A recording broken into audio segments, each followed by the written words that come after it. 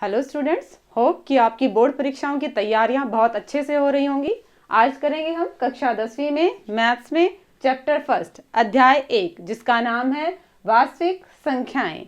आपने कक्षा 9वीं में पढ़ा था कि जब हम परिमेय संख्या और अपरिमेय संख्याओं को इकट्ठा करके एक संग्रह बना दें तो उस संग्रह को, उस कलेक्शन को हमने क्या नाम दिया था? वास्तविक संख्याओं का। कक्षा 10वीं में हम वास्तविक संख्याओं से संबंधित क्या पढ़ने वाले हैं वो देखिए। सबसे पहले आपके पास रहेगी यूक्लिड विभाजन प्रमेयिका।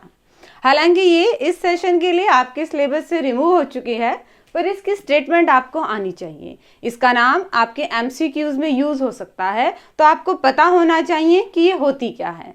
देखिए क्या होती है यूक्लिड विभाजन प्रमेयिका। दिए गए दो धनात्मक पूर्णांकों a और b के लिए हमने दो नंबर लेने हैं a और b। कैसे लेने हैं? धनात्मक पूर्णांक। पूर्णांक माइनस के भी होते हैं, ठीक है। हमने प्लस के नंबर लेने हैं, दो लेने हैं। के लिए ऐसी अद्वितीय पूर्ण संख्याएं q और r विद्यमान है। उन दो नंबर्स के लिए दो और नंबर्स आ जाएंगे q और r। ये कैसे होंगे? ये पूर्ण होंगे। पूर्ण संख्याएं क्या होती हैं?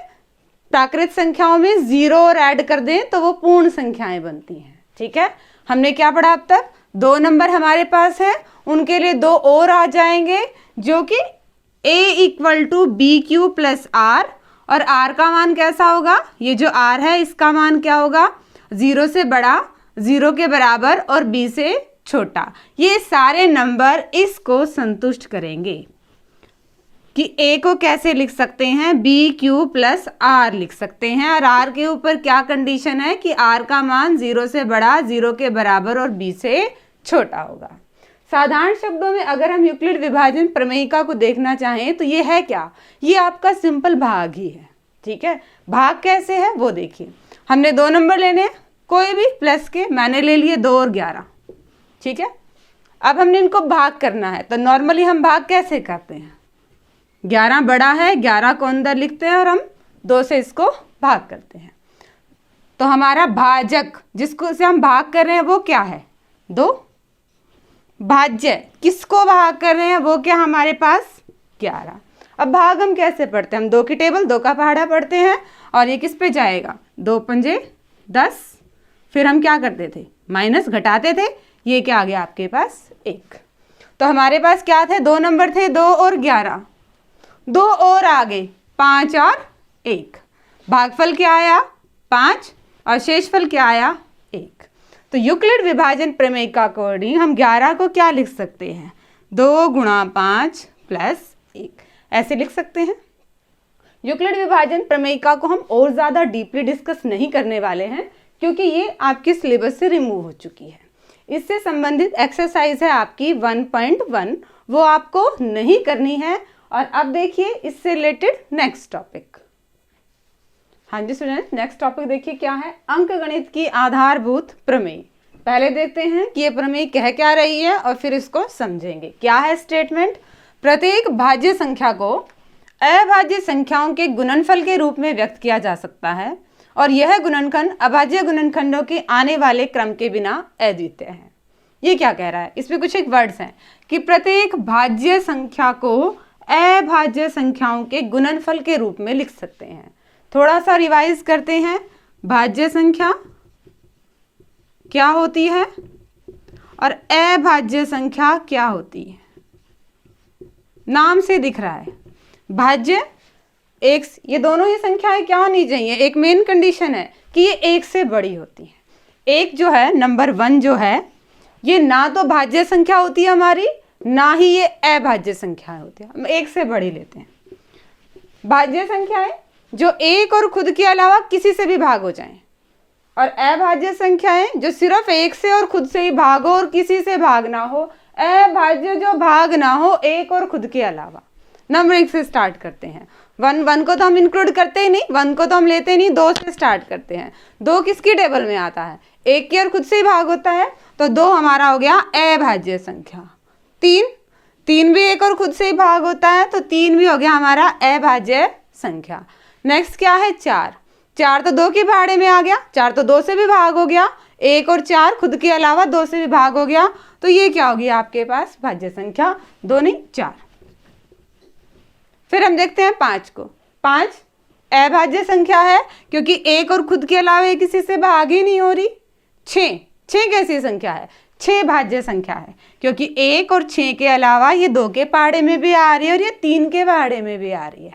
ठीक है, ऐसे ही 7 अभाज्य संख्या है जो 1 और खुद के अलावा किसी से भाग नहीं आती। 8 तो किसके पहाड़े में भी आ गया? 2 के में भी, 4 वाले में भी, और 1 और 8 तो है ही।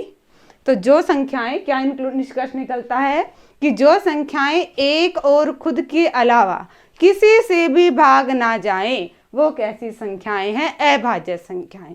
और जो बच गई वो सारी क्या हैं? भाज्य संख्याएं। ठीक है, अब क्या कहा गया है स्टेटमेंट में वो देखिए कि प्रत्येक भाज्य संख्या को अभाज्य संख्याओं के गुणनफल के रूप में लिखा जा सकता है। उदाहरण से करते हैं, मान लो 18 है।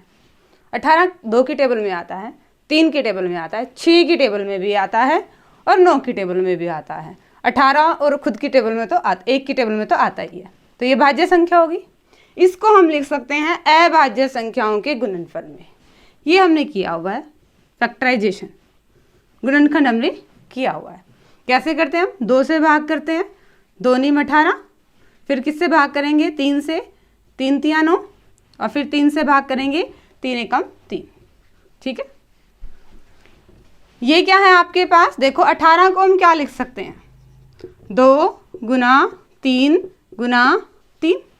ठीक है, यानी कि हमने भाज्य संख्या को क्या लिख दिया? अभाज्य संख्याओं के गुणनफल के रूप में लिख दिया। अब आप ये कहोगे कि 18 है, 2 × 18, मैं सीधा 9 से भी भाग दे दूं, पर 9 क्या है? आपका अभाज्य संख्या नहीं है। 9 तो 3 से भी भाग हो रहा है। ठीक है, हमने जो लेनी है सारी अभाज्य संख्याएं लेनी है। और दूसरी बात ये क्या कह रहा है? यह गुणनखंड अभाज्य गुणनखंडों के आने वाले क्रम के बिना अद्वितीय है। स्पष्ट शब्दों में क्या कहा जाए कि क्रम मायने नहीं रखता। इसको ऐसे भी लिख सकते हैं, 3 × 3 2 × 3। भाई जरूरी थोड़ी ना है कि 18 को सीधा बच्चे 2 से ही भाग करें, आप 3 से भी तो भाग कर सकते हो। 3 × 6 = 18 और फिर 3 से, 3 × 2 = 6।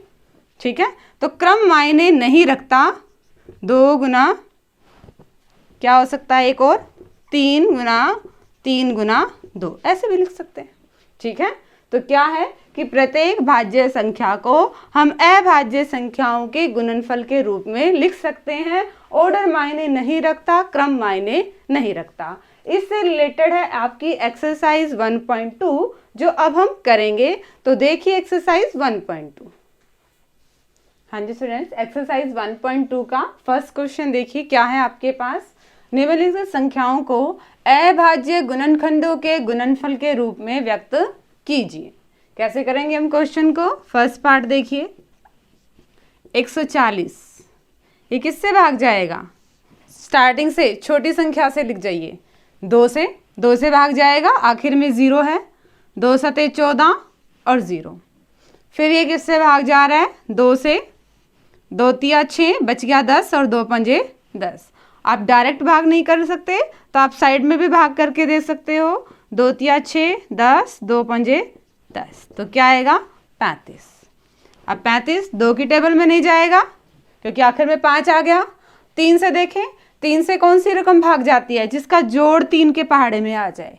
यहाँ पे 5 और 3 8, वो 3 के पहाड़े में आता ही नहीं है, तो ये 3 से भाग नहीं जाएगी। उसके बाद नेक्स्ट कौन सी होती है अभाज्य संख्या? 5 से भाग जा रही है। 5 × 7 = 35 और 7 से जा रही है, 7 × 1 = 7। तो हम 140 को कैसे लिखेंगे? गुणा कर दें, 2 × 2 × 5 × 7 × 1। 1 हम नहीं लिखते हैं क्योंकि 1 हमारा क्या है? अभाज्य संख्याओं में नहीं आता, तो हम 1 को रहने देते हैं। ठीक है, कैसे लिख सकते हैं इसको? और सिंप्लीफाई करना चाहिए तो 2 कितनी बार है? 2 बार है, तो हम क्या लिख सकते हैं? 2 की घात 2 × 5 × 7। ये आपका उत्तर आ गया है। ठीक है, हमने सिंपल क्या किया? 140 के अभाज्य गुणनखंड बनाए और उन्हें घात के रूप में लिख दिया, तो ये आपका आंसर है। एक पार्ट और कर लेते हैं, सेकंड पार्ट आप खुद करिएगा, थर्ड पार्ट और कराते हैं। 3 8 2 5 3825। आखिर की डिजिट देखते हैं। तो ये 2 से भाग नहीं जा रहा, 3 से भाग जाने के लिए इनकी संख्या को जोड़ करें। 8 और 3 11 और 2 13 और 5 18। ये तो 3 से भाग जा रहा है, तो इसको 3 से भाग कर दीजिए। 3 एकम 1, 3 एकम 3, 3 दूनी 6, 22, 3 सते 21 और 3 पंजे 15। आप डायरेक्ट भाग नहीं कर सकते हैं, आप सिंपली भाग कीजिए। अगर आप सीधे नहीं कर पा रहे तो आप ऐसे कर लीजिए। 3 एकम 3, फिर 8, 3 दूनी 6, बच गए 2, उतारा 2 22, 3 सते 21, घटाया 1, उतारा 5 और 3 पंजे 15। जिस मेथड से आपको आसान लगता है आप ऐसे कीजिए। अब अगेन देखिए ये किससे भाग जाएगा।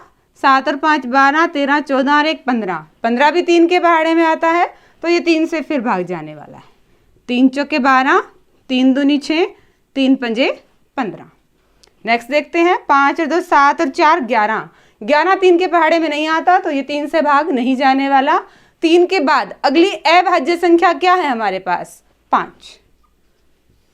5 से भाग जाएगा, 5 8 40 और 25, 5 5 25। अगेन ये किससे भाग जाएगा, 5 से। 5 एकम 5, 25, 5 सते 35 और 17 तो खुद एक अभाज्य संख्या है। 17 17 के ही पहाड़े में आता और किसी के पहाड़े में नहीं आता। तो 3825 का जब हम अभाज्य गुणनखंड का रूप लिखेंगे तो उसमें क्या क्या आएंगे, 3 गुणा 3 गुणा 5 गुणा 5 गुणा 17। और इसको थोड़ी और शॉर्ट फॉर्म में लिखना चाहिए तो 3 कितनी बार है, 2 बार है, तो 3 की घात 2। 5 कितनी बार है, 2 बार है, तो 5 की घात 2 गुना में 17। ये आ गया इसका अभाज्य गुणनखंड का रूप। ठीक है, इसके बाकी पार्ट आप खुद ट्राई करेंगे। अब हम करते हैं इसका नेक्स्ट पार्ट। हाँ जी स्टूडेंट्स, एक्सरसाइज 1.2 का सेकंड क्वेश्चन देखिए क्या है। सेकंड क्वेश्चन में पूर्णांकों के निम्नलिखित युग्मों के एचसीएफ और एलसीएम ज्ञात कीजिए। अभी एचसीएफ और एलसीएम क्या है, आपने पहले भी छोटी क्लासेस में पढ़ा है। एचसीएफ महत्तम समापवर्तक, हाईएस्ट कॉमन फैक्टर होता है। हिंदी वीडियो में भी हम इसको एचसीएफ ही लिखेंगे, ठीक है। और एलसीएम क्या है आपका, लघुत्तम समावर्तक, लोएस्ट कॉमन मल्टीपल होता है ये, ठीक है। हमने क्या करना है, एचसीएफ और एचसीएफ निकालना है। एलसीएम और एचसीएफ निकालना है क्या, 2 का। 2 संख्याएं दे रखी हैं आपको, इनका निकालना है। कोमा है इनके बीच में, ये संख्याएं आपको दे रखी हैं और जांच करनी है क्या कि दोनों संख्याओं का गुणनफल उनके एलसीएम और एचसीएफ के गुना के बराबर है क्या, ठीक है। ये आपने जांच करनी है। देखिए जरा हम क्वेश्चन को कैसे करते हैं। फर्स्ट पार्ट है आपके पास, एक नंबर तो आपको दे रखा है 26 और दूसरा नंबर आपको दे रखा है 91। इनका हमने पहले क्या निकालना है, एचसीएफ और एलसीएम। पहले हम इनके अभाज्य गुणनखंड करें। 26 सबसे छोटी टेबल से लगते हैं। 26 किससे भाग जाएगा, 2 से भाग जा रहा है सीधा सीधा। 2 एकम 2 और 2 तिया 6। अब 13 तो 13 की टेबल में ही आता है, ठीक है। 91 2 की टेबल में नहीं जाएगा, 2 के पहाड़े में नहीं जाएगा क्योंकि आखिर में 1 है। 3 के पहाड़े में देखें, 9 और 1 10, 3 के पहाड़े में भी नहीं जाएगा। फिर 5 की टेबल में भी नहीं जाएगा क्योंकि आखिर में 5 और 0 होना चाहिए। फिर नेक्स्ट 7 से भाग जाता है, हाँ ये 7 से भाग जाता है। 7 एकम 7, बच के 2 21, 7 तिया 21, ठीक है। पहले तो आपने इनके अभाज्य गुणनखंड करने हैं, फिर इनको जैसे लिखते हैं वैसे लिखेंगे। 26 को हम कैसे लिखेंगे, 2 गुना 13 और 91 को हम क्या लिखेंगे, 7 गुना 13। अगेन हम 1 नहीं लिख रहे हैं क्योंकि 1 हमारी रहता अभाज्य संख्या है, तो हम अभाज्य गुणनखंड के रूप में इनको नहीं लिखने वाले। अब आपने निकालना है एचसीएफ। एचसीएफ में हमने क्या देखना है कि कॉमन जो दोनों में वो लिखना है। अब इन दोनों के फैक्टर्स में गुणनखंडों में क्या है कॉमन, 13 है, तो आपका एचसीएफ क्या आ गया, 13, ठीक है।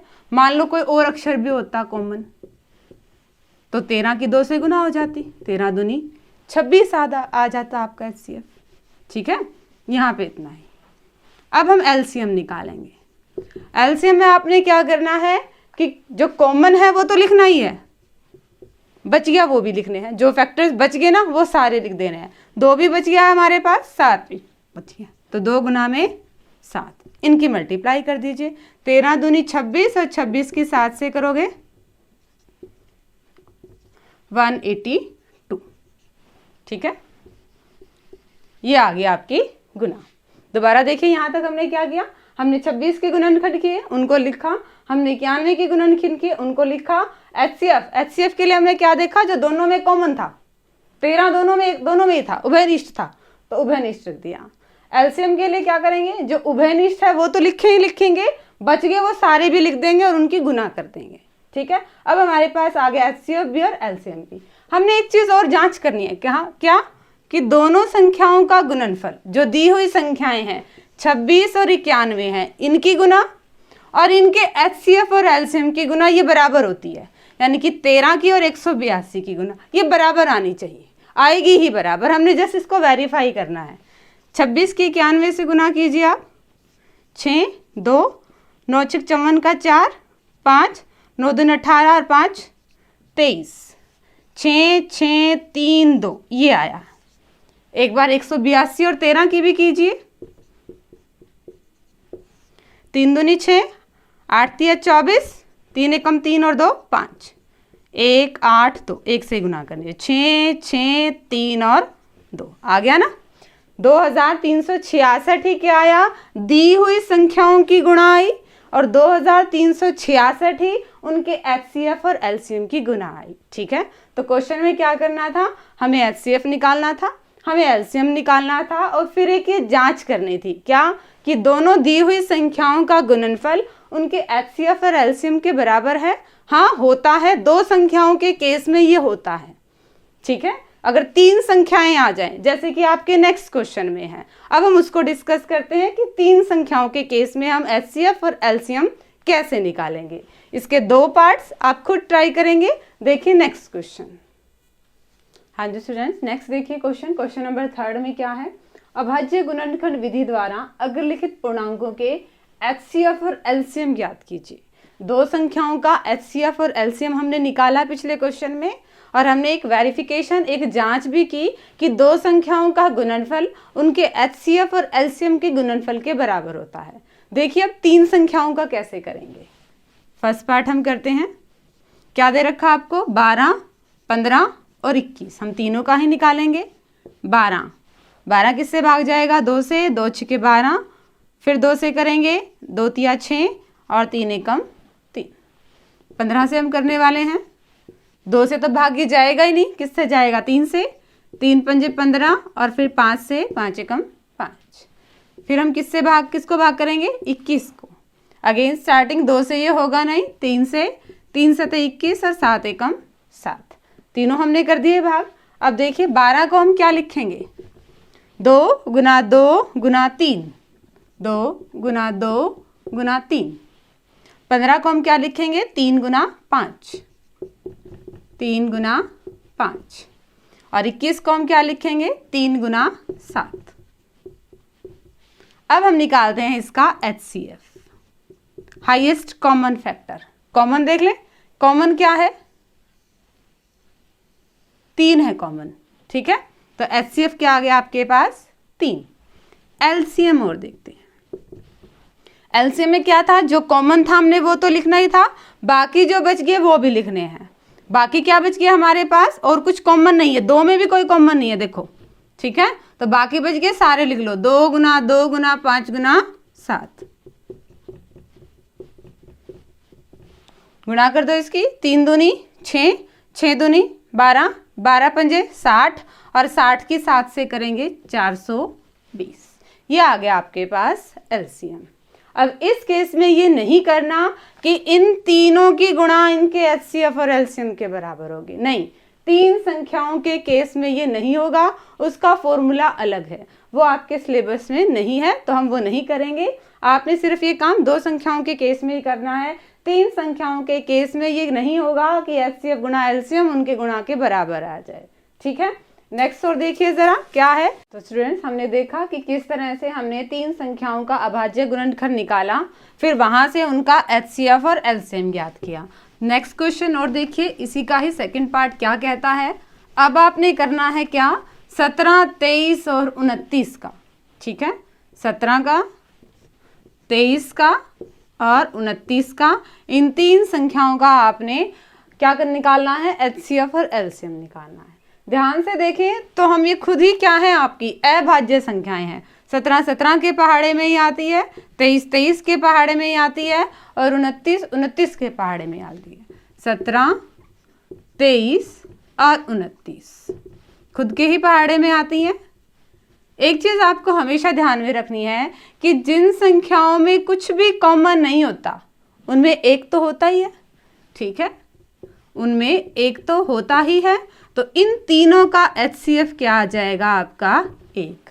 जिन संख्याओं में कुछ भी कॉमन नहीं आता वहां पे आपने एचसीएफ क्या लेना है, 1 लेना है। ठीक है, एलसीएम का वही फॉर्मूला रहेगा, कुछ भी कॉमन नहीं है और क्या कर दिया, जो बाकी बच गए वो सारे कौन से, 17 23 और 29। 17 गुना 23 गुना 29, इनकी गुणा कर देंगे, वो आपका क्या आ जाएगा, एलसीएम। देखिए ये क्वेश्चन इंपॉर्टेंट है, ध्यान से देखिएगा। इन तीनों में ही कुछ भी कॉमन नहीं था। जिन तीन संख्याओं में या जिन दो संख्याओं में कुछ भी कॉमन नहीं आता वहां एचसीएफ आपने 1 लेना है और एलसीएम क्या हो जाएगी, उनकी गुना। ठीक है, सीधा ही स्पष्ट सा फॉर्मूला है। जिन संख्याओं, जो संख्याएं खुद अभाज्य हैं तो उनका एचसीएफ क्या होगा, 1 और एलसीएम क्या होगा, सबकी गुना। ठीक है, नेक्स्ट और देखिए 8 9 और 25 का। हाँ जी स्टूडेंट, थर्ड पार्ट और देखिए क्या है, 8 9 और 25। 8 को हम कैसे करेंगे, 2 2 चुके 8 और 2 दूनी 4। 9 को कैसे करेंगे, 3 तिया 9 और 3 एकम 3। 25 को कैसे करेंगे, 5 5 5 25 और 5 से 1। इनको अभाज्य गुणनखंडों में लिखें। 8 को हम कैसे लिखेंगे, 2 गुना 2 गुना 2, 2 गुना 2 गुना 2। 9 को कैसे लिखेंगे, 3 गुना 3, 3 गुना 3। 25 को कैसे लिखेंगे, 5 गुना 5। तो हम एचसीएफ क्या लिखेंगे, इनमें कुछ भी कॉमन नहीं है। जहाँ पे कुछ भी कॉमन नहीं होता है वहाँ पे 1 तो होता ही होता है। ठीक है, जिन संख्याओं में कुछ भी कॉमन नहीं होता वहाँ आपने 1 लेना ही लेना है। एलसीएम कैसे लिखेंगे, अब इन दो में भी कुछ भी कॉमन नहीं है, इन दो में भी कुछ भी कॉमन नहीं है और इन दो में कुछ भी कॉमन नहीं है। ठीक है, तो जो भी बच गए सबकी गुना कर दीजिए। 2 गुना 2 गुना 2, 3 गुना 3 और 5 गुना 5। सबकी गुना कर देंगे तो वो आपका क्या आ जाएगा, एलसीएम। ठीक है, ये क्वेश्चन नंबर 3 था जिसके 3 पार्ट्स थे। हमने 1 बाय 1 तीनों को ही डिस्कस किया। अब नेक्स्ट क्वेश्चन देखिए। हाँ जी स्टूडेंट्स, फोर्थ क्वेश्चन करते हैं। फोर्थ क्वेश्चन से पहले एचसीएफ और एलसीएम का कॉन्सेप्ट अच्छे से क्लियर हो जाए उसके लिए एक क्वेश्चन और डिस्कस करते हैं। 6, 72 और 120, इन तीन संख्याओं का आपको एचसीएफ और एलसीएम निकालना है। 6 किससे भाग होगा, 2 से, 2 तिया 6, 3 एकम 3। 72 2 से भाग करें, 2 तिया 6, 12, 2 छिक 12। फिर 2 से जाएगा ये, 2 एकम 2, 2 ठे 16। फिर 2 से भाग होगा, 2 निम 18। अब किससे भाग जाएगा ये, 3 से, 3 तिया 9 और 3 एकम 3। 120 किससे भाग जाएगा, 2 से, 2 छिका 12 और 0।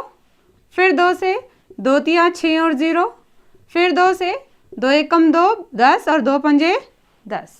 अब ये किससे भाग जाने वाला है, 3 से, 3 पंजे 15 और 5 एकम 5। अब अभाज्य गुणनखंड में लिख दें। 6 को क्या लिखेंगे, 2 गुना 3। 72 को क्या लिखेंगे, 2 गुना 2 गुना 2, 2 गुना 2 गुना 2। फिर 3 गुना 3 गुना 3 गुना 3। 120 को क्या लिखेंगे, 2 गुना 2 गुना 2, फिर 3 गुना 5, 3 गुना 5। हम एचसीएफ में क्या करते हैं, जो तीनों में कॉमन हो वो लेंगे। तीनों में क्या कॉमन है, एक तो 2 कॉमन है, ठीक है, और एक क्या कॉमन है, तीनों में 3 भी कॉमन है। तो एक बार तो हमने 2 लिख दिया और एक बार 3 लिख दिया, इनकी गुणा कर दी, 3 दूनी 6। इन तीनों ही संख्याओं का HCF क्या आएगा? 6। LCM देखिए, जो कॉमन है ये तो लिखेंगे ही हम। अब नेक्स्ट चीज आपने क्या ध्यान रखनी है कि कहीं 2 में तो कुछ कॉमन नहीं है, इन 2 में कोई कॉमन है नहीं है, इन 2 में कॉमन है उभयनिष्ठ, हाँ ये 2 है, तो इनको 2 बार ना लिख के हम 1 बार लिखेंगे। फिर देखिए कुछ और कॉमन है किन्हीं 2 में, इन 2 में एक 2 और कॉमन है, इसको लिखेंगे। अब कुछ भी कॉमन नहीं है, ना इन दोनों में कोई और टर्म कॉमन है, ना इन दोनों में कॉमन है, ना इन दोनों में कॉमन है, तो बच गए वो सारे लिख दीजिए, 3 भी और 5 भी। 3 गुना में 5। अब तक आपके क्वेश्चन में ऐसा कोई क्वेश्चन था नहीं कि जिन 2 में कुछ कॉमन आया हो, इसलिए आपको ये क्वेश्चन कराया है कि एलसीएम में आपने ये ध्यान रखना है, पहले वो टर्म लेनी है जो तीनों में कॉमन है, फिर वो टर्म लेनी है जो किन्हीं 2 में कॉमन है, और फिर बच गई वो सारी लिखनी है। इनके गुना कर दीजिए, 3 दूनी 6, 6 दूनी 12, 12 दूनी 24, 24 तिया 72 और 72 पंजे 360। तो आपका एलसीएम क्या आएगा? 360। तो ये एक एग्जाम्पल था जिससे आपको एचसीएफ और एलसीएम लेना अच्छे से समझ में आ गया होगा। हम करें क्वेश्चन नंबर 4। क्वेश्चन नंबर 4 देखिए, क्वेश्चन नंबर 4 में आपको 2 संख्याएं दी हुई हैं और उनका एचसीएफ दिया हुआ है। क्या है 2 संख्याएं? 306 है और 657 है, और एचसीएफ क्या दे रखा है? 9 है। आपने निकालना क्या है? एलसीएम। सॉल्यूशन देखिए, हमने पढ़ा है क्या? 2 संख्याओं का गुणनफल, 2 संख्याओं का गुणनफल किसके बराबर होता है? उनके एचसीएफ और एलसीएम के गुणा के बराबर होता है। ठीक है, अब संख्याएं हमारे पास क्या हैं? 306 और 657। तो 306 की गुना कर दें, 657 की गुना कर दें। उनका एचसीएफ कितना दे रखा है? 9। एचसीएफ हमारे पास 9 है। एलसीएम हमें ज्ञात करना है तो हम एलसीएम को एलसीएम ही रखते हैं। अब हमें क्या निकालना है? एलसीएम। तो एलसीएम को हम एक तरफ रखते हैं, 9 गुना में था, जगह पलटेंगे, बराबर के निशान से दूसरी तरफ लाएंगे तो 9 क्या हो जाएगा? भाग में चला जाएगा। क्या आ गया? 306 गुना 657 बटे में 9। अब इसको हल कर लेंगे और वो क्या आ जाएगा? आपका एलसीएम। हल कैसे करेंगे? कोई टर्म कट रही है तो उसे काट दीजिए, ये दोनों ही 3 पे कटेंगे, 3 तिया 9, 3 एकम 3, 0 का 0 और 3 दूनी 6। फिर ये 3 पे कट रहे हैं, 3 तिया 9 और 3 चौके 12। अब जो बच गया उनकी गुणा कर दो, 657 की 34 से गुणा कर दीजिए, 7 चौक 28, 5 चौक 20 और 2 22, 6 चौक 24 और 2 26, 7 21 का 1 हासिल 2, 5 तिये 15, 2 17 और 6 तिये 18 और 1 19, 8 3 13, 9 2 11 और 1 हासिल 12, 22,338। आपका एलसीएम क्या आ गया? 22,338। ठीक है, ये इंपॉर्टेंट क्वेश्चन है, ऐसा आपके क्वेश्चंस में आ सकता है, एमसीक्यू में भी आ सकता है और सिंपली आपके क्वेश्चन भी आ सकता है। क्या? 2 संख्याएं हैं, उनका एचसीएफ दिया हुआ है, एलसीएम निकालना, या इसका उल्टा भी आ सकता है, 2 संख्याएं हैं, उनका एलसीएम दिया हो, एचसीएफ निकालना हो। ठीक है, तब भी आपने यही करना है, एचसीएफ को एक तरफ और एलसीएम उसकी गुना में चला जाएगा। ठीक है, तो हमने किया आज एक्सरसाइज 1.2 कंप्लीट हो गई है आपकी। इससे रिलेटेड एचसीएफ और एचसीएफ के एलसीएम के क्वेश्चंस आप निकाल के देखिएगा। होप कि आपको ये चैप्टर, ये एक्सरसाइज अच्छे से समझ में आई होगी। Thank you.